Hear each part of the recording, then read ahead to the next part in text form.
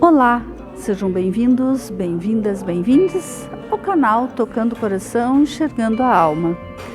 Eu sou Patrícia Ziane Benites, né? E estou aqui hoje com a Ana Cecília Togni. Isso?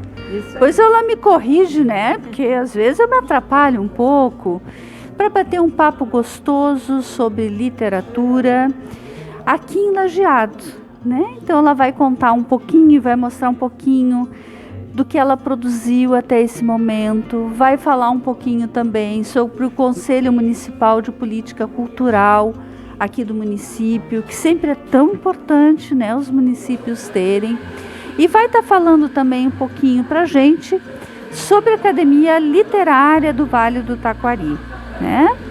E hoje a gente também está aqui no Café Barbera.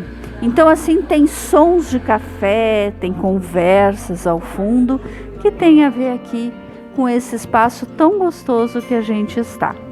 Mas antes de iniciar o nosso bate-papo, convido vocês a curtirem, compartilharem, se inscreverem aqui no canal e ativarem os sininhos, porque assim, possam, né, estar recebendo sempre um novo vídeo aqui do canal. Mas Ana, seja bem-vinda, é um imenso prazer. Olha, se você já soubesse o que a gente bateu de papo aqui, o que ela já me contou sobre esse espaço tão rico, cultural, aqui do Vale do Taquari, né? E do quanto que se produz sobre literatura. Então, seja bem-vinda, o microfone está contigo. Obrigada, Patrícia. Minha saudação aos inscritos neste canal, aos que estão assistindo, aos escritores, aos que têm vontade de escrever, os que gostam de falar sobre literatura e assim sucessivamente. Bom, eu sou natural então de Lajeado, neste momento presido o Conselho Municipal de Política Cultural do município, que é composto por 18 membros, representando 9 secretarias municipais e 9 representantes dos setoriais da sociedade civil.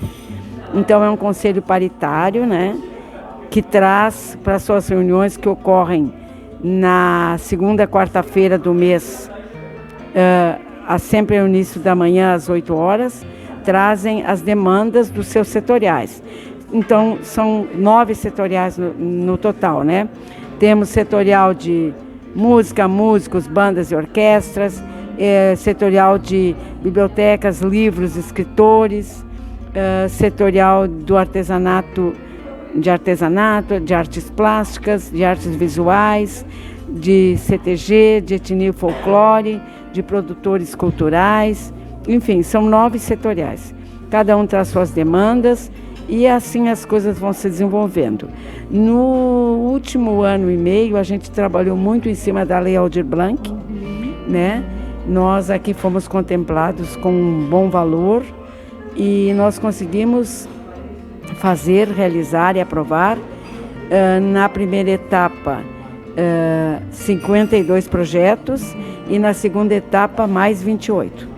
Né? Então, a gente contemplou artistas e espaços culturais que, na verdade, durante a pandemia estavam numa situação muito difícil. E agora nós estamos num movimento de abertura de editais, porque nós criamos com a nossa lei do sistema de cultura, criamos um fundo municipal de cultura. Esse fundo faz parte do orçamento municipal, né? E amanhã de manhã na reunião, então, os representantes setoriais terão sugestões de editais, que aí a gente vai abrir os editais e vamos ver quantos editais conseguimos fazer e quantos projetos cada edital vai poder contemplar.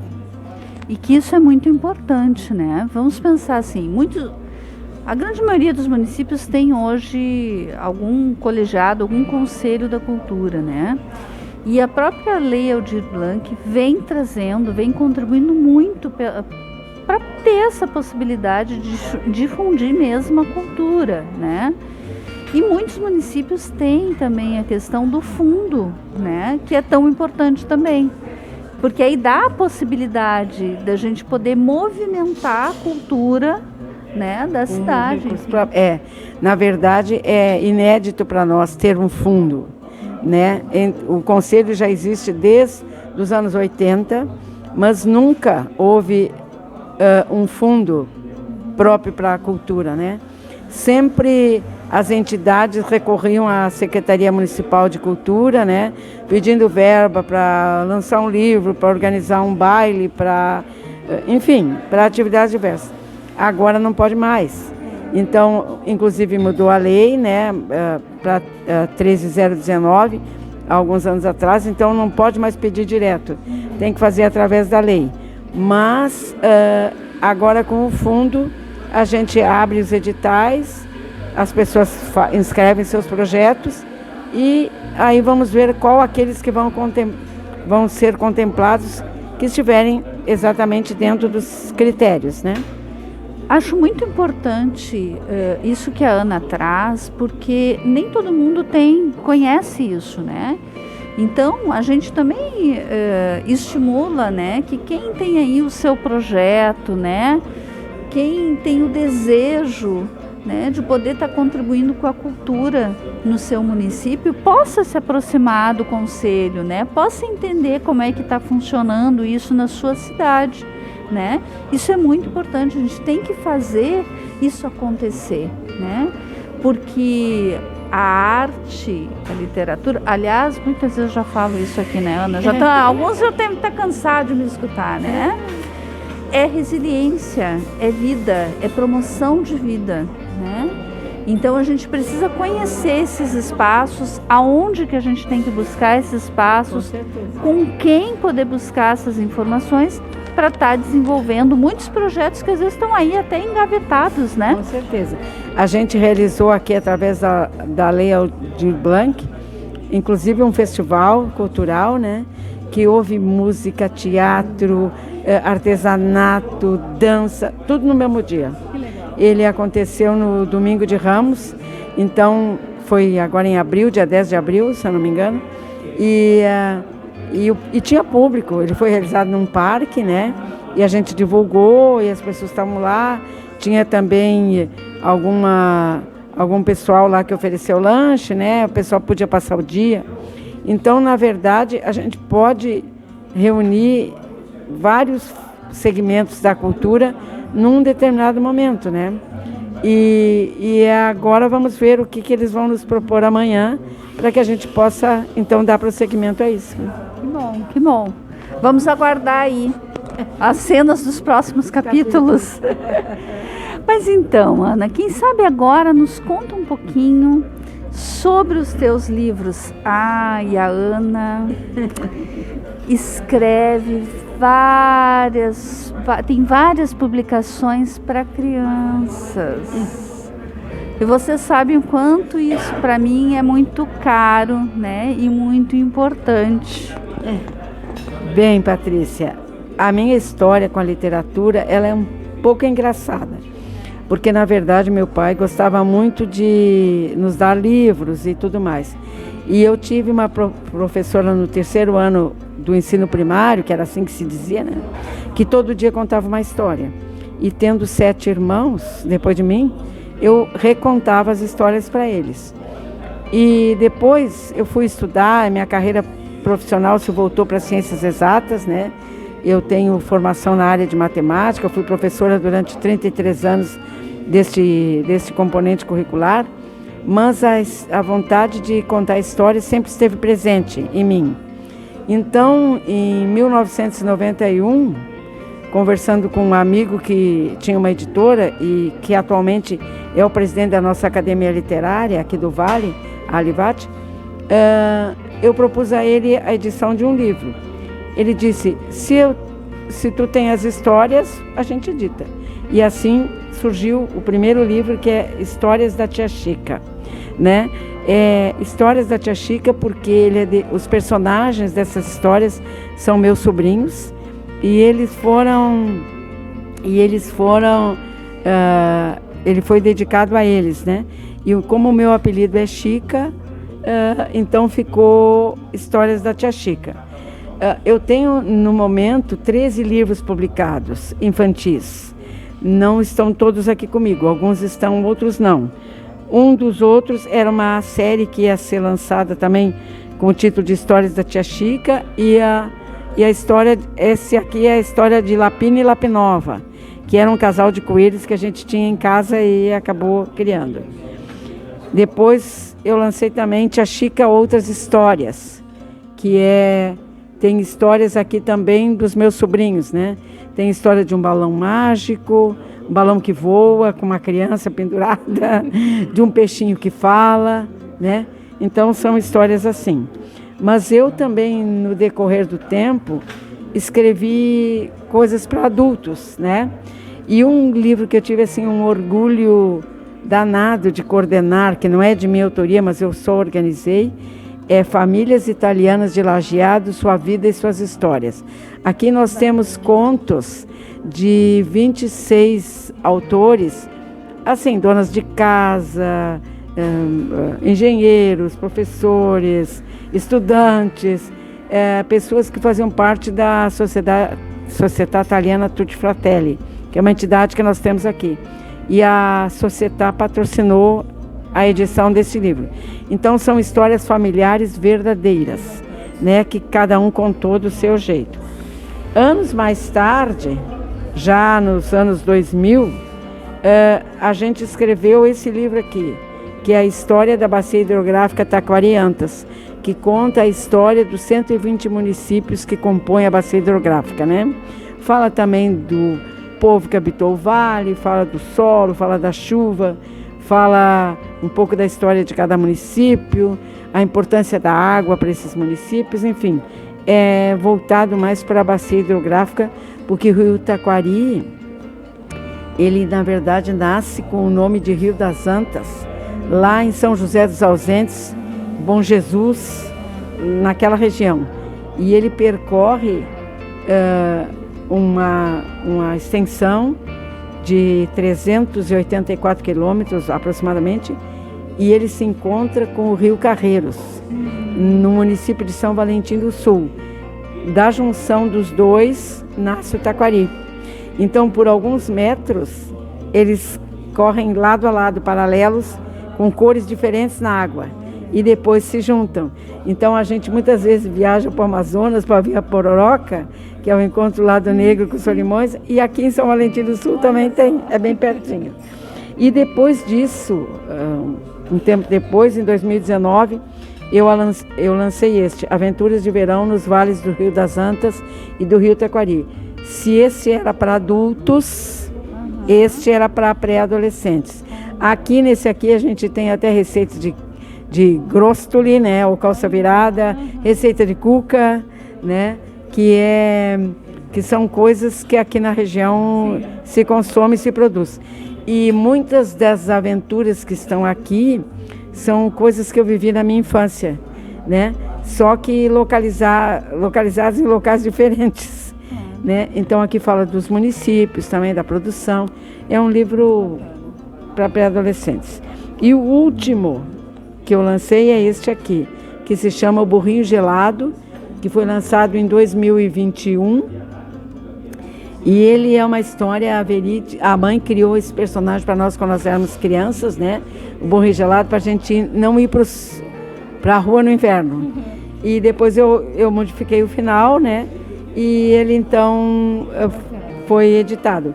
E ele está traduzido aqui em inglês, alemão, italiano e espanhol, e acompanha um DVD com linguagem de Libras.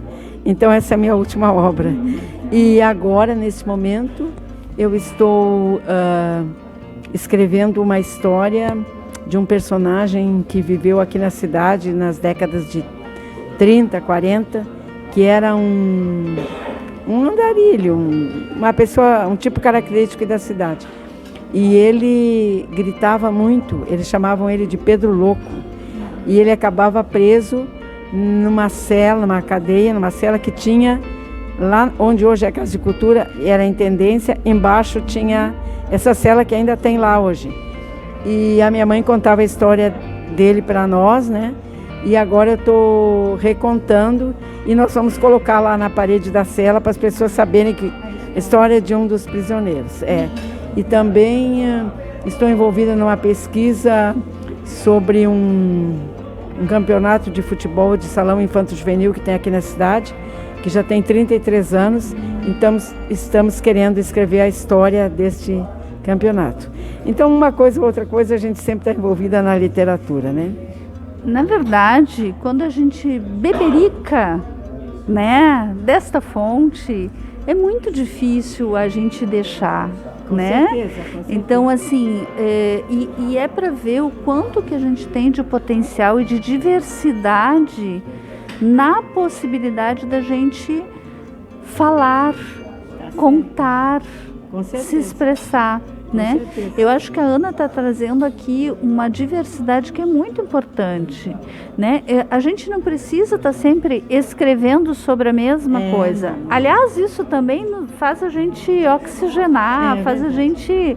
Porque né? a gente encontra, vamos dizer, às vezes, pesquisa. Por exemplo, vou dar mais um exemplo.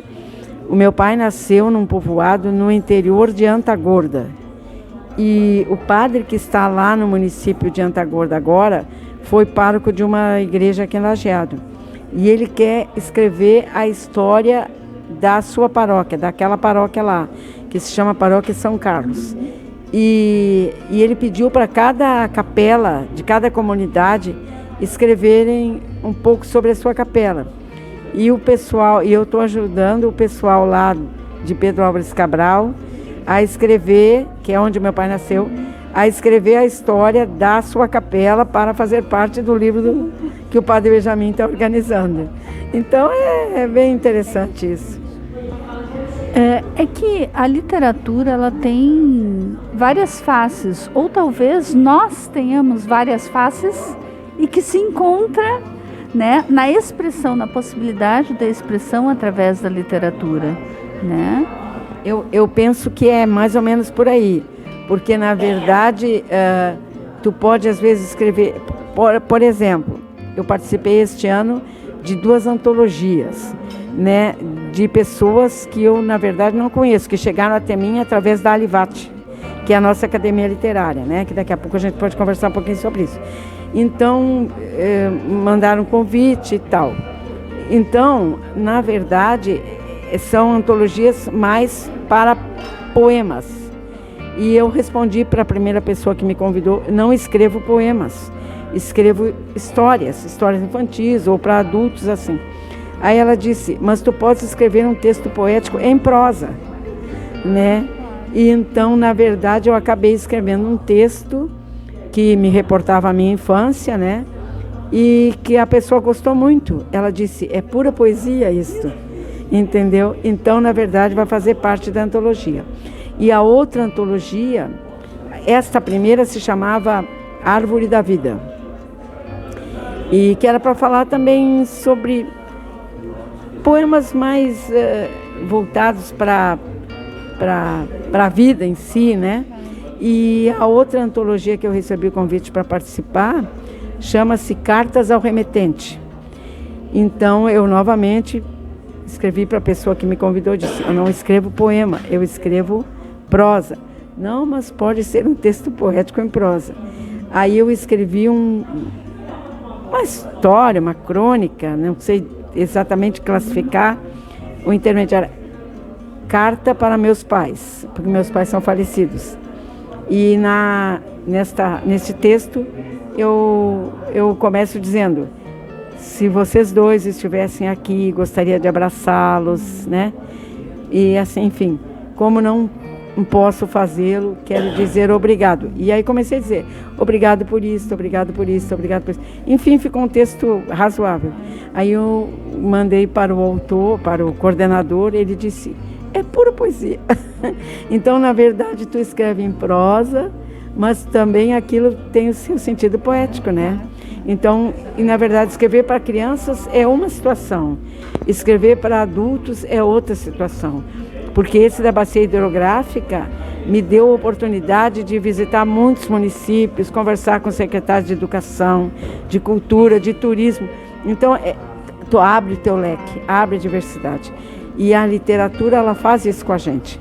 Que se a gente vai numa escola contar uma história, ou se a gente se reúne num grupo, né, para conversar sobre literatura, como a gente tem a Academia Literária aqui, que nos reunimos sempre na segunda quinta-feira do mês à noite para trocar ideias, é muito bom, porque todo mundo troca, né? Todo mundo troca suas experiências, conta o que está fazendo, e com isso, com certeza, abre um leque grande para todos nós. É que a gente vai aprendendo um com o outro, né? Cada um de nós tem as nossas experiências, tem as nossas especificidades, e no encontro com o outro, a gente vai costurando, né? E dando novas formas, né?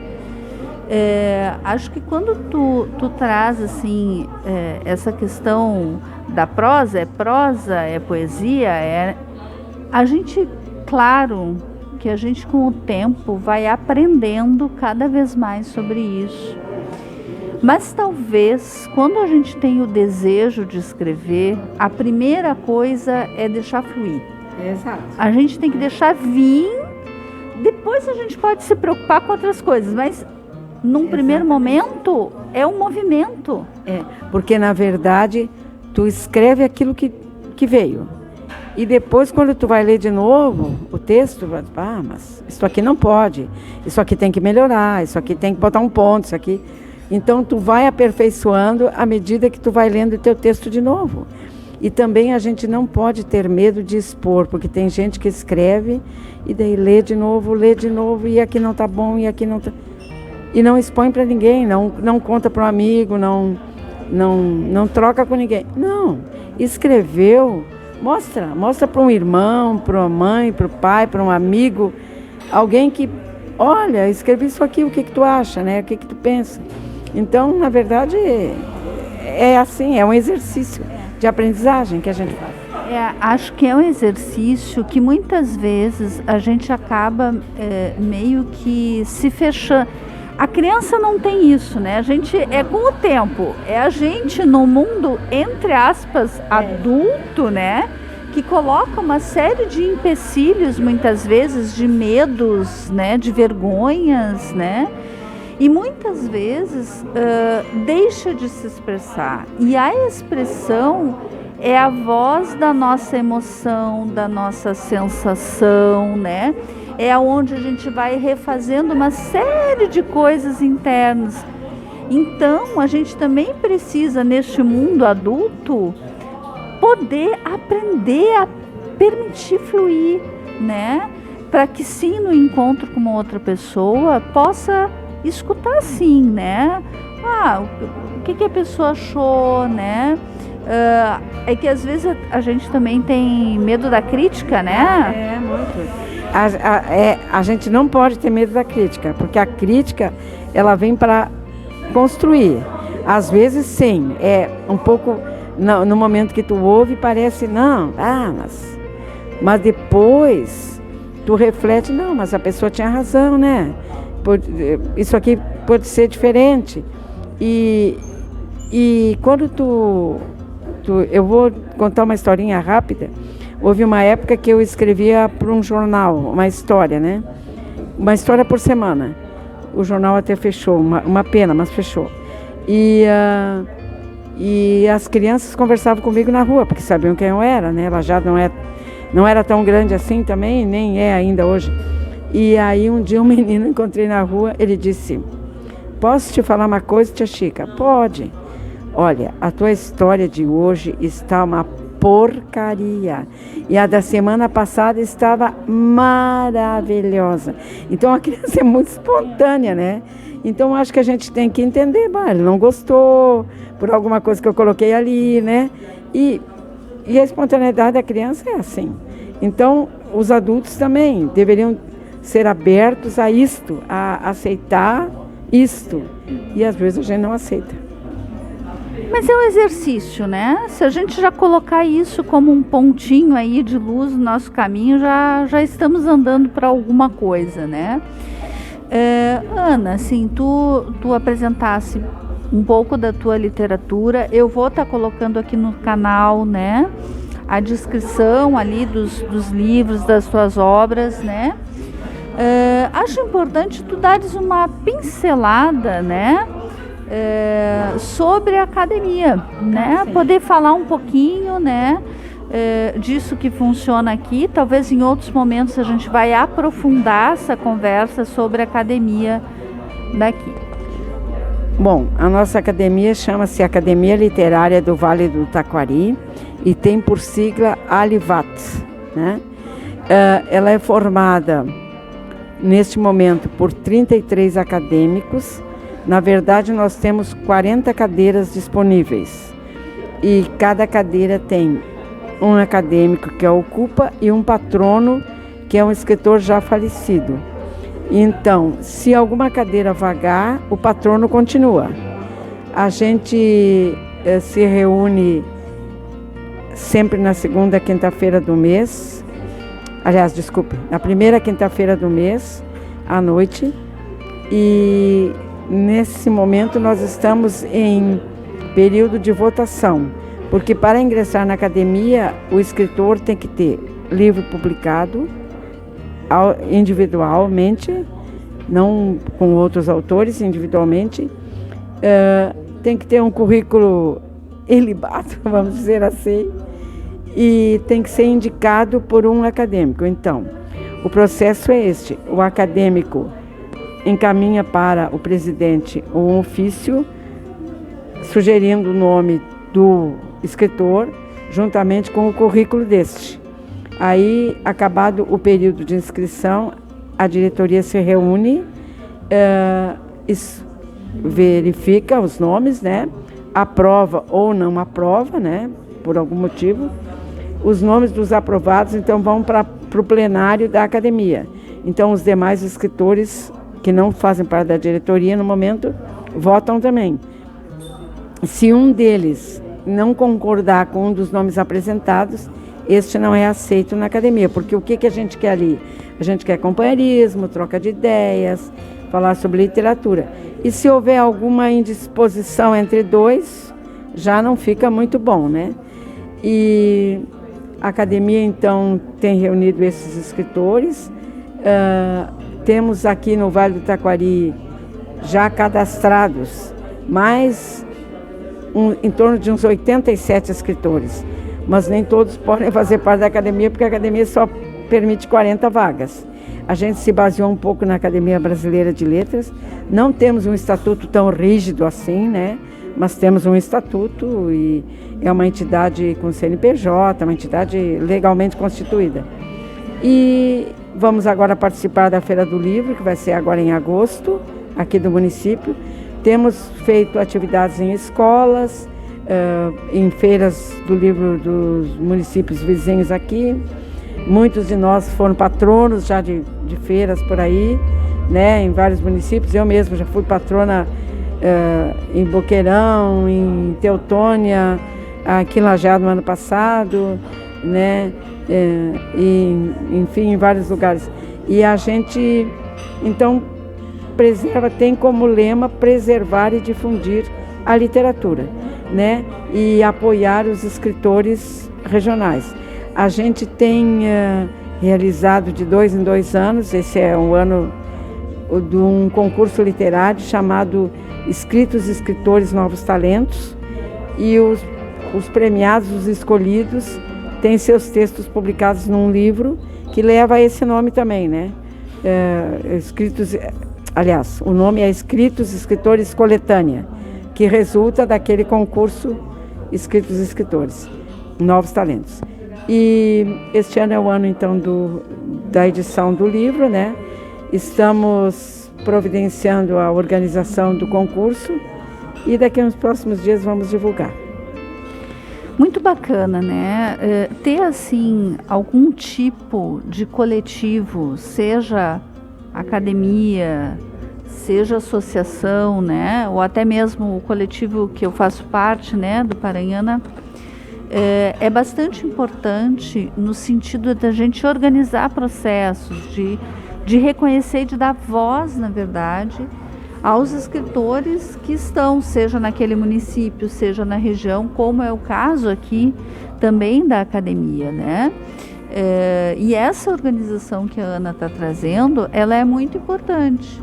Então, assim, ter sim, né, o seu estatuto, a sua organização, né, para que as pessoas também reconheçam naquele espaço um espaço de fato que está ali, que pode sim apoiar, ajudar, né, enfim, e difundir a questão da literatura. A gente orienta bastante, eles nos procuram, principalmente escritores novos, para perguntar como é que eu faço para lançar um livro, então essas orientações também a gente dá, faz assim, para que também possam deslanchar, porque tem lugar para todos, tem lugar para todos, seja literatura infantil, seja pesquisa, seja poesia, seja crônica histórica, como nós temos muitos autores aqui, seja livro que conta a história de entidades, tem muita coisa.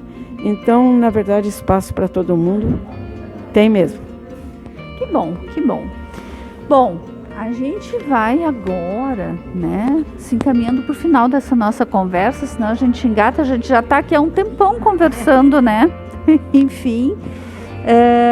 Então, Ana, assim, tu queres ler alguma coisa para o nosso canal, alguma coisa que mostre um pouquinho desse teu escrito, né? Que dê assim aquele gostinho na gente de quero mais. Eu escrevi há alguns anos dicas de leitura para pais e dica de leitura para leitores iniciantes. Então eu gostaria de deixar esses recadinhos. Então, dica de leitura para pais. Presenteie seus filhos com livros. Meu Deus. Escolha livros adequados à idade, ao gosto e à capacidade de leitura de seu filho. Isso é de fundamental importância para que ele queira lê-los. Tenha em casa jornais, revistas e livros próprios para... Tenha em casa jornais e revistas e propicie o contato de seus filhos com esses meios de cultura e lazer.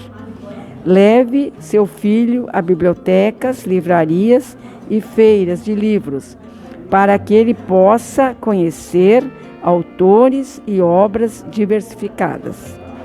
Ensine seu filho a procurar as palavras desconhecidas no dicionário, para que ele possa enriquecer o seu vocabulário. Fazia muito quando criança isso. É importante, né? Crie um ambiente propício para a leitura. Isso formará a compreensão e interesse de seu filho no que está lendo. Estimule seu filho a imaginar a história, os personagens, cada detalhe do cenário e a contar o que leu a você ou a outros familiares e amigos. Assim a leitura fica mais interessante. Leia junto com seu filho, intercale a leitura de trechos em voz alta entre você e ele. Isso estimula a dicção, a entonação e a voz e o interesse. Muito legal. E para os leitores iniciantes, temos o seguinte: escolha um lugar agradável e acomode-se. Comece lendo revistas em quadrinhos e livros infantis ou pequenos livros. Leia também jornais diários e revistas de variedades. Leia com atenção e transporte-se para o cenário da leitura, imaginando personagens, os locais e os fatos que estão sendo narrados. Conte o que leu para pais, irmãos mais novos, amigos e parentes. Isso estimula sua dicção e sua oratória. Procure no dicionário as palavras que você encontra nos textos e não conhece. Assim, seu vocabulário fica enriquecido e melhor. Associe-se a bibliotecas, sejam de escola, públicas ou de outras entidades. Visite-as semanalmente, procurando por livros de seu interesse.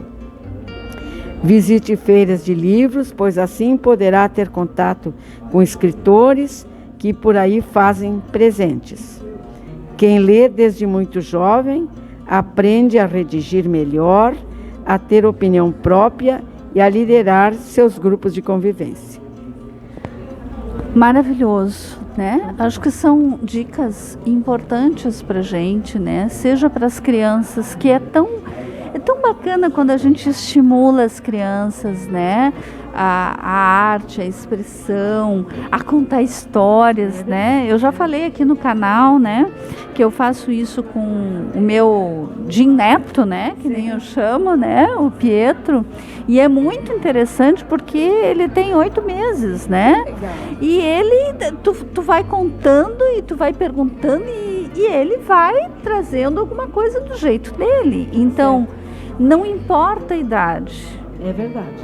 Importa sim é a gente criar este hábito de trazer algo tão bacana, né? E também para quem não tem o hábito de ler, que é tão importante, né?